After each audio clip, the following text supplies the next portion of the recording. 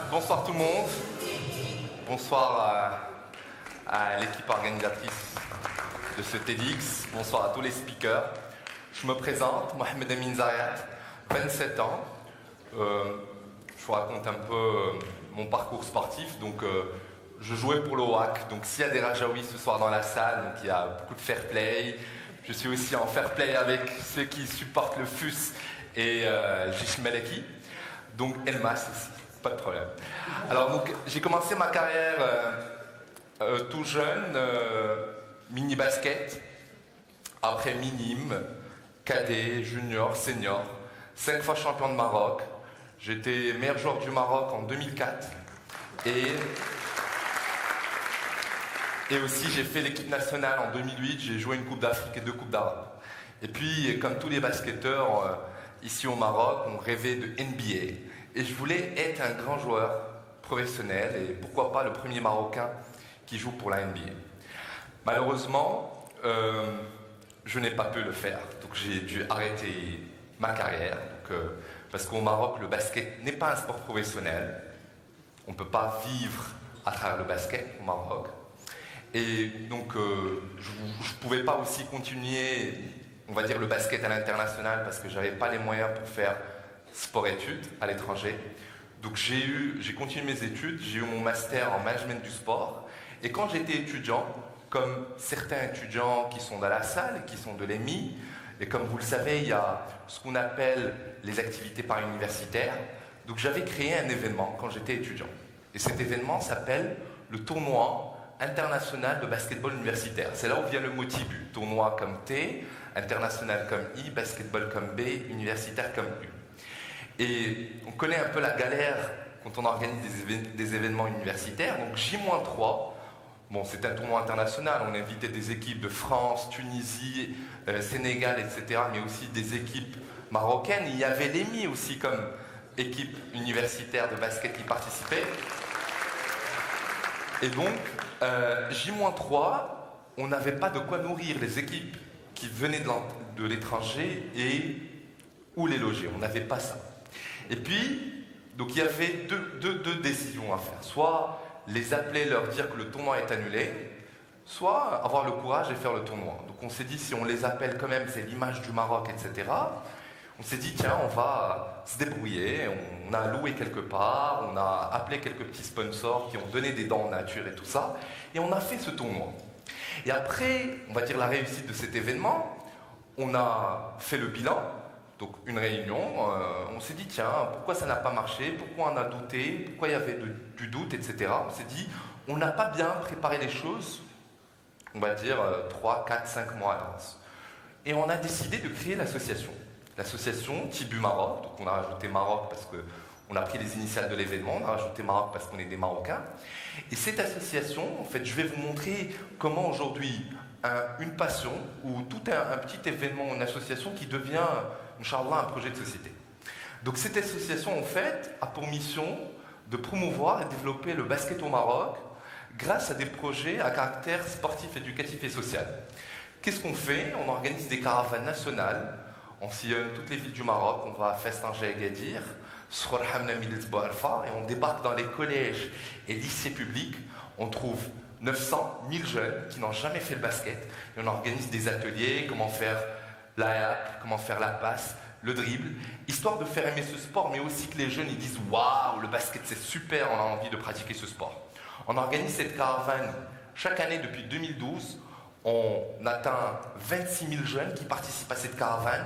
Et c'est une, on va dire, stratégie pour nous, pour, on va dire, développer et augmenter le nombre de licenciés au niveau de la Fédération royale marocaine de basket. Nous avons aussi un autre programme qui s'appelle Basket Douar. Donc c'est comme cette caravane, voilà, qui se passe dans les écoles publiques, mais on le fait dans les zones rurales et dans la même dynamique, on trouve 400-500 jeunes qui n'ont jamais fait le basket. Et le but, c'est de promouvoir les valeurs du sport, mais aussi promouvoir ce sport au sein de ces régions. Et puis on s'est dit, tiens, il faut qu'on fasse beaucoup plus de programmes. Donc on a commencé à organiser des opérations 3-3 en ramenant des stars de NBA, WNBA. Le basket 3-3, c'est quoi? C'est le basket, on joue 3 contre 3. C'est le basket de freestyle, c'est le basket de rue. Et puis aussi, on s'est dit, tiens, il faut qu'on fasse encore plus de projets. On a commencé à organiser des summer camps pendant l'été. Des summer camps pour les enfants âgés entre 8 et 13 ans, pour les jeunes âgés entre 14 ans et 18 ans, filles et garçons. On a un summer camp qui est focus que sur les filles. On a un summer camp pour les personnes à mobilité réduite, les jeunes à mobilité réduite. Et on a un summer camp qui s'appelle Team Pro Basketball Camp. Donc Team, T comme Tunisia, E comme I comme Égypte, A comme Algérie et M comme Morocco. Et donc, ces camps de basket qu'on organise chaque été, qui sont focus sur le basket, les langues, le leadership et le renforcement des capacités, participent vraiment, contribuent au développement de l'esprit leadership chez les jeunes. Après tout ça, on l'a fait depuis 2010 et on s'est dit, tiens, il n'y a pas vraiment l'impact, il est one shot. C'est-à-dire, bon, c'est vrai qu'il y en a ceux qui passent chez nous le camp, c'est-à-dire, il y a un impact sur le moyen terme, mais ceux qui passent chez nous dans les caravanes, etc., on s'est dit, quand même, l'impact, il est vraiment limité. Après, on s'est dit, tiens, pourquoi pas on lance quelque chose qui dure. On a créé la première académie de basket au Maroc, Tibu Basketball Academy, le 6 novembre 2013. Et cette académie, qui est basée sur Casa, a pour mission de créer des basketteurs de haut niveau qui veulent faire une carrière internationale, chose que je voulais faire, mais aussi des jeunes leaders qui seront des modèles pour la jeunesse marocaine. Comment? Donc il y a la formation, donc les jeunes ils s'entraînent entre 3 jusqu'à 6 fois par semaine, ils font des activités, des ateliers de leadership, comment parler en public, comment travailler en groupe, c'est quoi la positive attitude, etc. Ils font aussi des cours d'anglais, parce que nous sommes très connectés à l'international et c'est très important pour nous quand on ramène des coachs étrangers, que nos jeunes puissent communiquer avec ces jeunes, mais aussi ils font beaucoup de tournois à l'international, en France, en Espagne, aux Pays-Bas, en Serbie, aux États-Unis, en Angola, au Sénégal, etc. Et puis on a démarré avec 35 jeunes, aujourd'hui on a 450 jeunes, mais encore on s'est dit c'est pas suffisant. C'est pas suffisant parce que voilà, c'est 450 jeunes, l'académie, c'est voilà, le modèle économique qu'il faut payer. Il y en a ceux qui sont des boursiers, mais il y en a ceux qui payent, pas tout le monde qui peut payer. On s'est dit, tiens, comment aujourd'hui ce concept qui marche, comment il peut être pour tous les Marocains, vraiment, pour toute la jeunesse marocaine, mais surtout les Benjamins. Donc je suis parti voir le ministère de l'Éducation nationale, et j'ai raconté l'histoire. Ils ont dit, waouh, c'est super, c'est top ça, mais c'est pas une priorité pour nous. Et on ne peut pas vous donner de l'argent parce qu'on n'a pas de l'argent pour ça. J'aurais dit non, on n'a pas besoin d'argent pour le moment, mais on a besoin d'avoir accès aux écoles publiques. Vous savez, une école publique, voilà, accéder à une école publique, c'est vraiment, il faut des autorisations, etc. Donc on a mis en place un partenariat avec le ministère de l'Éducation nationale qui permet à Tibu d'avoir accès à toutes les écoles publiques, primaire, collège et lycée. Et on s'est dit, tiens, on va démarrer avec le primaire. Parce que ce sont des enfants, vous savez, le primaire, ils ne font pas de sport. Donc de 6 ans à 12 ans ou à 13 ans, ils ne font pas de sport. C'est-à-dire, c'est très grave. Donc on a démarré avec le primaire, et comment on a démarré? Je viens par exemple voir... comment tu t'appelles? Rappelle-moi, j'ai oublié. Comment tu t'appelles? Comment? Tarek. Je viens voir Tarek. Tarek, il est directeur d'une école publique qui est basée à Rabat et qui est, imaginons que c'est une école publique primaire. C'est ça l'école publique. Et je viens chez Tarek, je lui dis, voilà ce que je fais, etc. Il me dit, waouh, c'est super, j'ai envie de faire ça pour mes jeunes. Ils n'ont pas 200 dirhams pour faire du sport dans un club sportif chaque mois. Et parce que Tarek, il a de l'espace dans son école, donc Tibu, en tant qu'organisation, on met en place des terrains de basket, 3 terrains, et parce que dans l'école de Tarek, il y a plusieurs salles, donc il nous donne 2 salles, on met un tableau interactif et des meubles modernes, et on va dans toutes les écoles qui sont à côté de l'école de Tarek, des écoles publiques primaires, on choisit 5, 10, 20, 30, au total 120 jeunes âgés entre 8 et 12 ans, 50% filles, 50% garçons, et ces jeunes-là démarrent un programme de 10 ans. Chaque mercredi, samedi, dimanche, ils font du basket, du français, de l'anglais, du leadership gratuitement. On a démarré cette expérience. Merci. On a démarré cette expérience, j'imagine que vous connaissez un peu le quartier sur Casa. Ain Sban. Donc on a démarré à Ain Sban, 120 jeunes. Très bien, c'était en 2015, ça se passe très bien. Après, février 2016, on a créé un centre à Sidi Moumen. Donc très bien, ça se passe bien. Après, on s'est dit, tiens, on va mesurer l'impact. On a fait un focus group, les parents comme ça, ils viennent, et on pose la question, qui veut chouler avant et après Tibu? Tigolkouldi, quand il dit, maintenant, il a 7-8 de moyenne. Ouldi, ou les tibril mdrasa. Ouldi, ma shawarma sandwich, il veut manger sain parce que le coach lui a dit de manger sain. On s'est dit que le coach Hassan, le coach Bouchaïb, le coach Saïd qui a Tibu, il devient le modèle du jeune. Ce n'est plus Ronaldo et Messi. Ouldi, ou la braïdoui, le faransia, injlizia, sachant que nous, à Casa, parler français dans un quartier populaire, tu es élitiste, donc il y a une barrière, soyez d'arbak, les halal, donc là ils sont ouverts. On s'est dit, tiens, c'est super tout ça. Après, on est parti dans un autre quartier populaire à Casa qui s'appelle Langres, 120 jeunes encore. Après, Mdina al-Qadima à Casa, 120 jeunes. Après, on a créé un centre à Mohamedia, 120 jeunes. Après, on a créé un centre à Znadia, 120 jeunes. Après, un centre à Innsgen, 120 jeunes. Après, un centre à Fredok, 120 jeunes. Après, un centre à Knetra, 120 jeunes. Mercredi prochain, on ouvre 2 centres à Tantan, 240 jeunes. Après, on va ouvrir à Gilmil. Après, Oujda, Nador, Houssima, un peu partout au Maroc à l'horizon 2025. Pourquoi? Parce qu'on s'est dit, c'est un projet de société. C'est vraiment un projet de société. Parce que on remarque on va dire l'impact sur l'immédiat. Les jeunes, ils changent complètement. Ils deviennent positifs. Ils adorent l'école. Ils adorent leurs parents. Ils adorent leur pays. C'est un projet aussi pour lutter contre le terrorisme. Vraiment. C'est un projet pour lutter contre le terrorisme. Donc voilà. Après, c'est 180 000 jeunes qu'on va accompagner à l'horizon 2025 avec un impact de 1 80 000 personnes parce qu'aujourd'hui, un enfant Tibu impacte très positivement sa famille composée de 5, 6, 8 personnes. C'est un projet vraiment qu'on essaie de dupliquer un peu partout au Maroc et on ne le fait pas que pour créer des basketteurs de haut niveau. C'est vraiment le basket, c'est qu'un moyen d'éducation, de cohésion sociale et de développement humain, mais surtout pour créer des jeunes leaders, la future génération de demain. Je vais, avant de vous montrer, on va dire, une philosophie de Tibu, on va faire passer une vidéo, si possible, pour voir un peu de quoi il s'agit, le centre, parce que c'est mieux d'avoir une vidéo.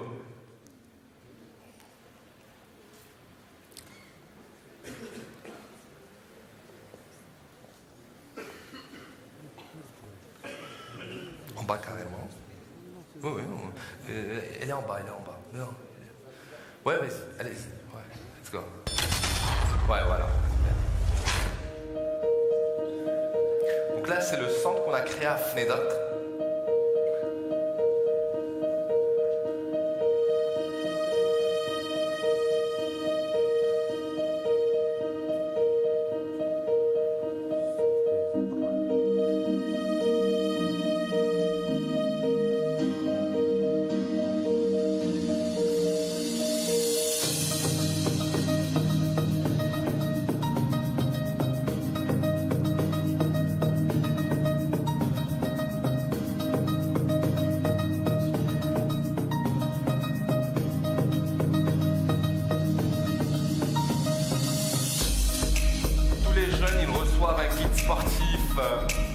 Casquette, sac, tenue, survêtement, stylo, bloc-notes.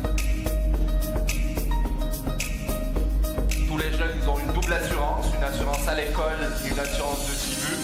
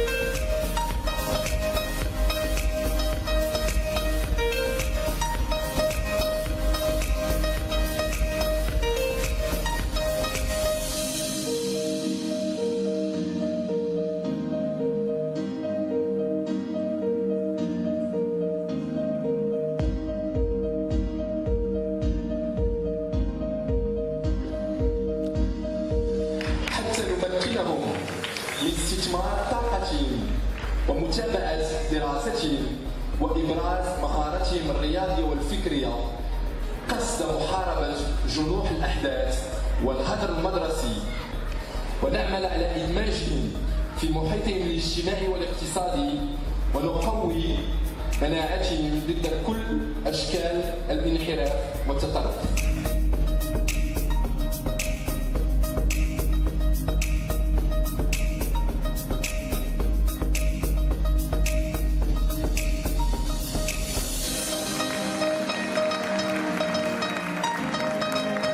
Rappelez que nous avons pu convaincre le ministère de l'Éducation nationale, le ministère de l'Intérieur et le ministère de la Jeunesse et des Sports à investir dans ce genre de projet.